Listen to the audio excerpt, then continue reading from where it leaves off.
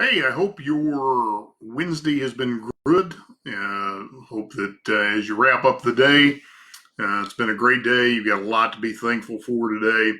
And just wanted to share a couple of quick thoughts with you this evening before I call it a day. And the topic that I decided to cover tonight is what should I do? How do you determine the right course of action when you're faced with two choices that neither one of them is has really a negative to it? You just have to figure out which one is the most appropriate or the best for you. And so there's a couple of things that I want to put in front of you for these types of scenarios. And what brought this about is this evening, my wife and I were discussing a business decision that either way we win. It's just what's most appropriate in the moment. And so there's a couple of things that I think are always prudent. First and foremost, you pray about it. And you just ask God for wisdom. You ask him for discernment. You ask him for guidance. And that's where you start, because ultimately, really what we want is that divine wisdom in anything that we do. I realize that oftentimes my greatest troubles come from my best thinking. And so I don't want to rely on my best thinking. I want that divine wisdom, that divine discernment in everything that I do.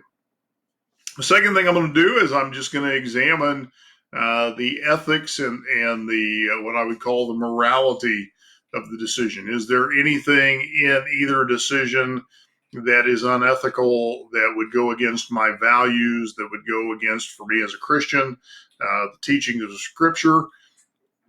Is it consistent with who I am, morally, ethically, those types of things? Once I've determined that that's the case, the next thing I'm going to do is I'm going to seek counsel. So tonight, what I did is I visited with my wife and we discussed back and forth what was most appropriate in the circumstance.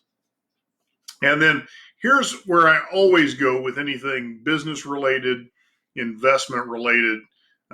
It's I let the numbers guide me. So the next step that I took in this case is I ran numbers. I looked at profitability. I looked at long-term profitability. I looked at, and this is the other overriding piece, my reasons why. What's the bigger purpose that drives me day by day?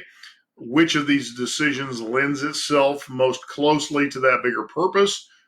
Do they both lend themselves equally? And then, of course, as we were talking, evaluating the numbers. What numerically makes sense? And really, when you're dealing with anything, financial, investment, business-wise, you always want to take the emotion out of it. You always want to let the numbers guide you. Now, that's assuming you've done all these other things. You've prayed about it. You've sought out some counsel. You have compared it with your overall, purpose, objectives, your reason why. But when you're really dissecting it, you want to take the emotion out of it. You want to look at the numbers. The reality is too many people make investment decisions, financial decisions, and business decisions out of emotion. In fact, generally it's done out of fear, hope, or greed. And any of those three are not a good reason for making a decision, especially a long-term financial investment or business decision. You always want to get that emotion out of it. You want to look at it objectively. And so once you've done that, you look at your numbers and you let your numbers guide you. Now, once you've done that, if you're still not certain, there's no harm in waiting. And let me say that again. Sometimes the best thing you can do is sleep on it. Give it a day or two. Give it a week. Give it time to let the play develop a little bit. Give it time to massage the numbers a little bit. Give it time to pray and seek God's direction a little longer. Give it time to seek some additional counsel. Time is always on your side in most decisions. And so these are some things that will help you in those crossroads times. I hope you find that helpful.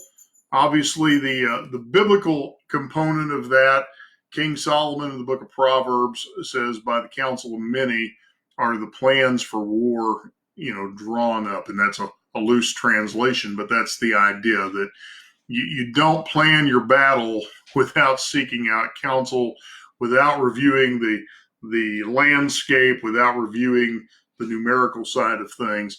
So just a few thoughts for you. Hope you have an amazing night.